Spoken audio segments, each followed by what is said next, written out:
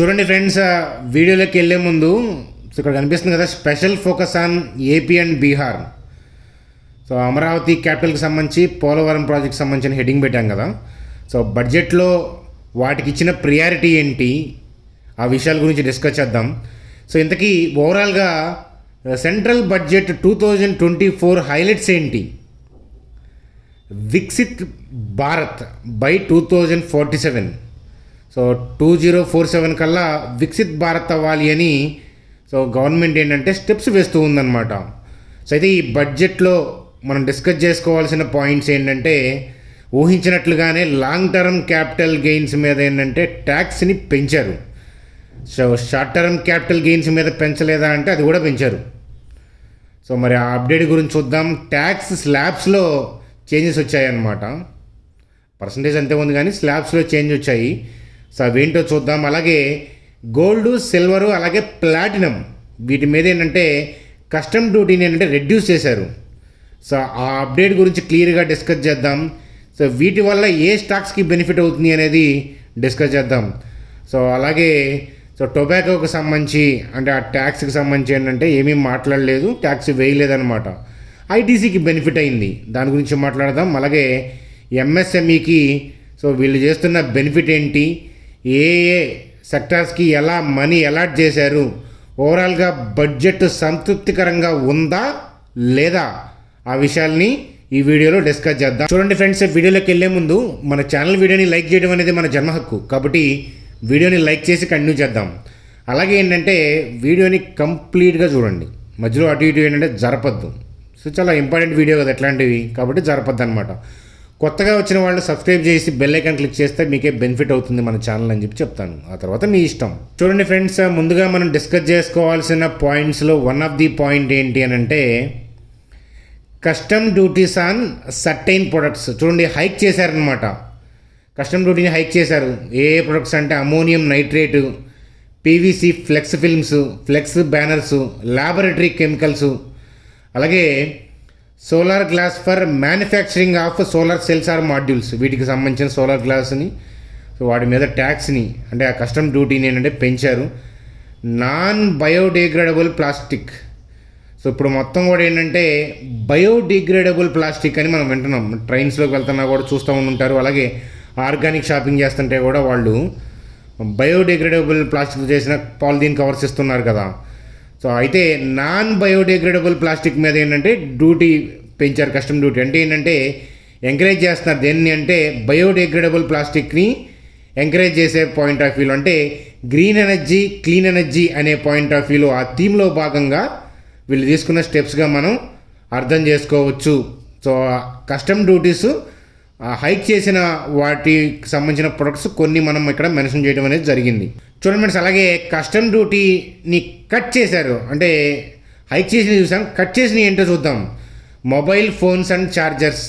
So ఇది మంచి update. అలాగే precious metals like gold, silver and platinum. Gold, silver ఒకప్పుడు 10% దాకా కస్టమ్ డ్యూటీ ఉండేది, ఇప్పుడు 6%కి తగ్గించారనమాట. ప్లాటినం కూడా 6.5% అనుకుంటాం. సో ఓవరాల్గా ఏంటంటే గోల్డ్, సిల్వర్, ప్లాటినం వీటి మీద కస్టమ్ డ్యూటీని కట్ చేయడంతో ఏంటంటే స్టాక్స్ లైక్ టైటాన్ ఇవాళ ఏంటంటే గర్జించింది అని చెప్పి చెప్పచ్చు. టైటాన్ ఈరోజు టాప్ గెయినర్స్లో ఒకటి, మీ అందరికీ తెలిసిన అప్డేటే అనమాట. అలాగే ఇంకా కస్టమ్ డ్యూటీని రెడ్యూస్ చేసిన ప్రొడక్ట్స్ ఏంటి అని అంటే cancer drugs, solar energy parts, అలాగే medical products like orthopaedic implants, artificial parts of the body. So ఇట్లాంటివి ఏంటంటే వాటి మీద కస్టమ్ డ్యూటీని తగ్గించారనమాట, కాబట్టి వాటి యొక్క ప్రైజులు తగ్గుతాయి. చూడండి ఫ్రెండ్స్, అలాగే లాంగ్ టర్మ్ క్యాపిటల్ గెయిన్స్కి సంబంధించి సో వాటి గురించి మాట్లాడుకోవాలి. సో దానికన్నా ముందు ఏంటంటే ట్యాక్స్ స్లాబ్స్ గురించి మాట్లాడుకుందాము. సో ఇంతకుముందు ఏంటంటే 0 to 3 lakhs నిల్ ట్యాక్స్, ఇప్పుడు కూడా సేమ్ కంటిన్యూ చేశారు. అయితే 3 to 6 lakhsకి 5% అనమాట. ఇప్పుడు స్లైట్గా ఏంటంటే మార్చారనమాట, 3 to 7 lakhs దాకా 5% ట్యాక్స్ అనమాట. అలాగే 6 to 9 lakhs ఎర్లియర్గా ఉండేది, ఇప్పుడేమో 7 to 10 lakhsకి 10% ట్యాక్స్ స్లాబ్లోకి వస్తారనమాట వాళ్ళు. అలాగే ఎర్లియర్గా 9 to 12 lakhs 15% ట్యాక్స్ స్లాబ్లోకి, ఇప్పుడేమో 10 to 12 lakhs ఉన్న వాళ్ళు 15% ట్యాక్స్ స్లాబ్లోకి వస్తున్నారు. 12 to 15 20% ట్యాక్స్ స్లాబ్లోకి ఇంతకుముందు ఎలా ఉందో ఇప్పుడు కూడా 12 lakh టు 15 lakh ఉన్న వాళ్ళది ఆదాయం 20% ట్యాక్స్ స్లాబ్లోకి వస్తున్నారు. సో అలాగే 15 lakh ప్లస్ ఉన్న వాళ్ళది ఎర్లియర్గా 30% ట్యాక్స్ స్లాబ్లో, ఇప్పుడు కూడా ఏంటంటే 15 lakh ప్లస్ ఉన్న వాళ్ళది 30% ట్యాక్స్ స్లాబ్లోకి తీసుకొచ్చారనమాట. అంటే అది సేమ్గా ఉంచారు, ఏమీ మాడిఫై చేయలేదు. సో అక్కడ స్లాబ్స్లో మార్పే కానీ ట్యాక్స్ రేట్లో ఏమీ చేంజెస్ ఏమీ లేవు అని చెప్పి సో చెప్పచ్చు. అలాగే మరొకసారి నిర్మలా సీతారామన్ మేడం గారు ట్యాక్స్ పేయర్స్కి థ్యాంక్స్ చెప్పారని చెప్పచ్చు. చూడండి ఫ్రెండ్స్, అలాగే లాంగ్ టర్మ్ క్యాపిటల్ గెయిన్స్కి సంబంధించి, ఇది రియల్ ఎస్టేట్కి సంబంధించి అనమాట. సో ప్రాపర్టీకి సంబంధించి ఏంటంటే ఎర్లియర్గా so 20% tax with indexation benefit అనమాట. ఇండెక్సేషన్ అంటే ఏంటంటే ఇన్ఫ్లేషన్తో కలిపి చూస్తారు. అది ఆ ఇండెక్సేషన్ ఏదైతే ఉందో ఆ ట్యాక్స్ని ఏంటంటే ఆ బెనిఫిట్ని వితౌట్ ఇండెక్సేషన్ బెనిఫిట్ ఇప్పుడు చూస్తా. ఇప్పుడు ఏంటంటే sale of property will attract ఏంటంటే 12.5%. ఇది తగ్గించారన్నమాట. ప్రాపర్టీకి సంబంధించి ఇది ఒక బెనిఫిట్ అని చెప్పి చెప్పచ్చు. ఎర్లియర్గా 20% విత్ ఇండెక్సేషన్ బెనిఫిట్ అనమాట. ఇప్పుడు ఏంటంటే వితౌట్ ఇండెక్సేషన్ బెనిఫిట్ ఏంటంటే 12.5%కి తగ్గించారు. అది ఒకటి చూడొచ్చు అనమాట అప్డేట్గా. చూడండి ఫ్రెండ్స్, అలాగే మన స్టాక్ మార్కెట్కి సంబంధించి ఎస్పెషల్లీ మాట్లాడుకోవాలి అని అంటే short term capital gains on specified financial assets ఏంటంటే రైజ్ టు 20%. ఎర్లియర్గా 15%, ఇప్పుడేమో 20%కి పెంచారనమాట. అలాగే లాంగ్ టర్మ్ క్యాపిటల్ గెయిన్స్కి సంబంధించి ఏంటంటే ఫైనాన్షియల్ అలాగే నాన్ ఫైనాన్షియల్ అన్నీ కూడా రైజ్ టు 12.5% అనమాట. సో ఎర్లియర్గా 10% ఉంది కదా, అది 12.5%కి పెంచారు. ఒకప్పుడు అంటే 2017కి ముందైతే కనుక లాంగ్ టర్మ్ క్యాపిటల్ గెయిన్ మీద 0% ట్యాక్స్ అనమాట. మనం ఒక స్టాక్లో ఇన్వెస్ట్మెంట్ చేసి 20 years, 10 years, 5 years, 2 years అలా ఉంటే కనుక ఒకప్పుడు ఏమీ ట్యాక్స్ కట్టాల్సిన అవసరం ఉండేది కాదు. ఆ తర్వాత 2017లో 10%కి పెంచారు. ఇప్పుడేమో 12.5%కి పెంచారనమాట. అంటే 2.5% హైక్ చేశారనమాట.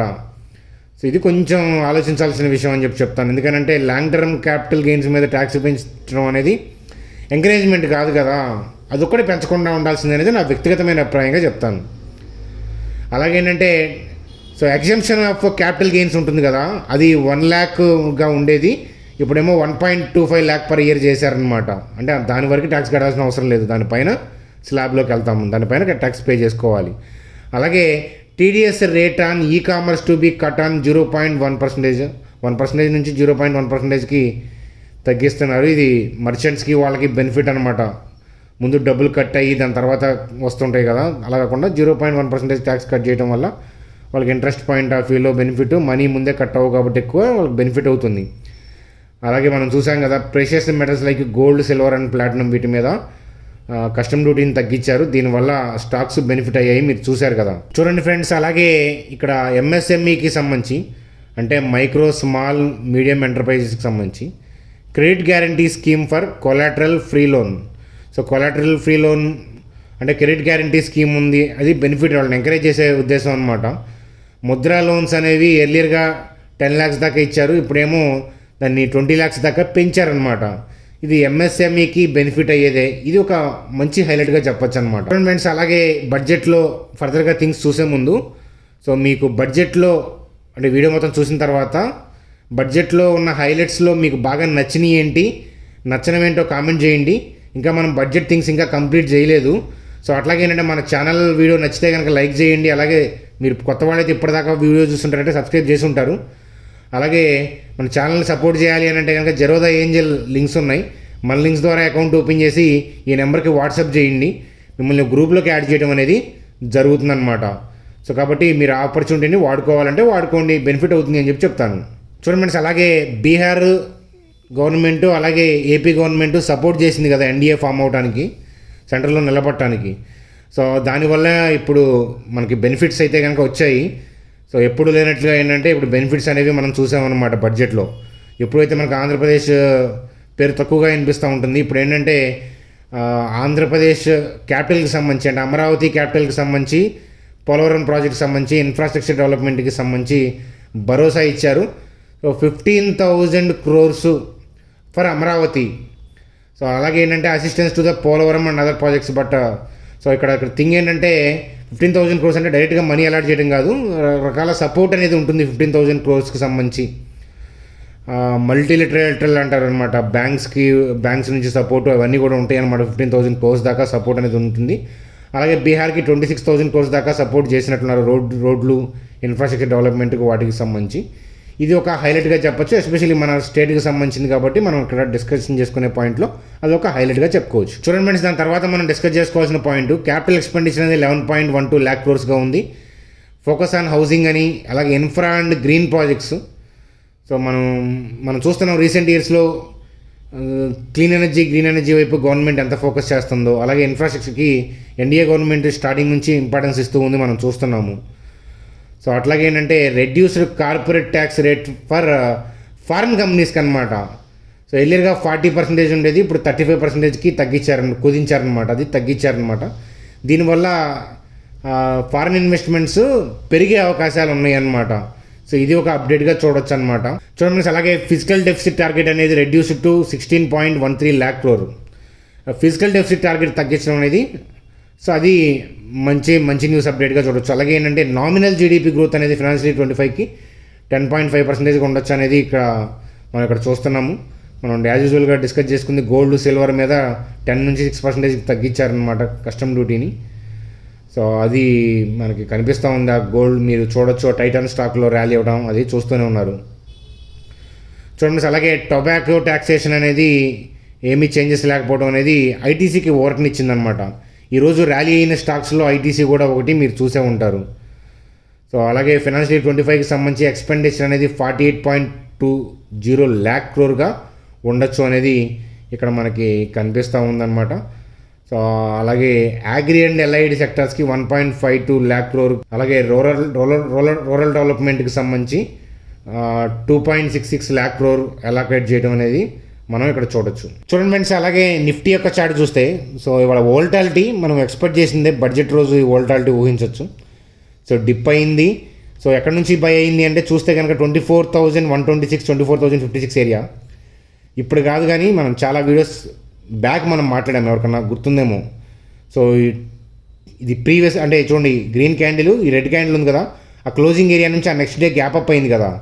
సో ఆ స్పేస్లో బై ఆర్డర్స్ ఉంటాయి. చూడండి, టచ్ అయినప్పుడల్లా ర్యాలీ అయింది. చూడండి, ఈ గ్రీన్ కలర్ లైన్ లో కట్ అయిందా, బౌన్స్ వచ్చింది. మళ్ళీ దాని తర్వాత లో ఎప్పుడు కట్ అవ్వలేదు, ఇవాళ కట్ అయింది because of the budget volatility. So ఆ లో కట్ అవ్వగానే ర్యాలీ అయిపోయింది. అంటే ఇక్కడ ఉన్న పెండింగ్ ఆర్డర్స్ అన్నీ కూడా క్లియర్ అయిపోయాయి, అర్థమవుతుందా? కాబట్టి ఇక ఈ లెవెల్ వర్కౌట్ అవ్వదు అనమాట. ఫర్దర్గా మరి నిఫ్టీ యొక్క పరిస్థితి ఏంటి అని అంటే, సో బడ్జెట్ ఉన్నప్పుడు 1-2 days వోల్టాలిటీ ఉంటుంది. సో మనం రేపటి నుంచి జాగ్రత్తగా అబ్జర్వ్ చేస్తాం, మార్కెట్ ఎడిపోతుంది అనేది చూసుకుంటా మనం వ్యూ చెప్పుకోవడమే అనమాట. ఈరోజు వోల్టాలిటీ అనేది ఊహించిందే. సో అది ఫ్రెండ్స్ నిఫ్టీ యొక్క వ్యూ. చూడండి ఫ్రెండ్స్, అలాగే బ్యాంక్ నిఫ్టీ పాయింట్ ఆఫ్ వ్యూలో, సో మీరు గతంలో వీడియోస్ చూసినా, టెలిగ్రామ్ అప్డేట్ చూసినా, ఈ 51,535, 51,700 చూడండి గ్యాప్ ఉంది అని మాట్లాడుకున్నాం. ఈ గ్యాప్ ఫిల్ అవ్వలేదు. సో అంటే ప్రీవియస్ క్లోజింగ్ నుంచి ఇలా గ్యాప్ ఫామ్ అయిందంటే బై ఆర్డర్స్ ఉన్నాయి.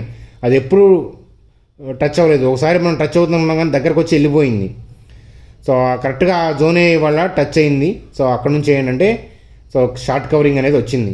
సో ఫర్దర్గా బ్యాంక్ నిఫ్టీ ఎడిపోతుంది అని చూడాలంటే రేపటి నుంచి మనం డైరెక్షన్ అనేది ఐడెంటిఫై చేయాలి. ఎందుకంటే బడ్జెట్ వచ్చింది, బడ్జెట్ థింగ్ అయిపోయింది. అలా అయితే మనకు ఫారిన్ కంపెనీస్కి మంచి ట్యాక్స్ రేట్ కట్ ఉంది కాబట్టి ఆ బెనిఫిట్తో వీళ్ళు ఇంకా అగ్రెసివ్గా బై చేస్తారా, లేదా బడ్జెట్ అయిపోయింది కాబట్టి ఇక అంత వాల్యూమ్స్లో ట్రేడ్ అవ్వవు కదా, ఎక్కువ మంది ఇంట్రెస్ట్ చూపించరు, ఇటువైపు యాక్టివిటీ తగ్గుతుంది.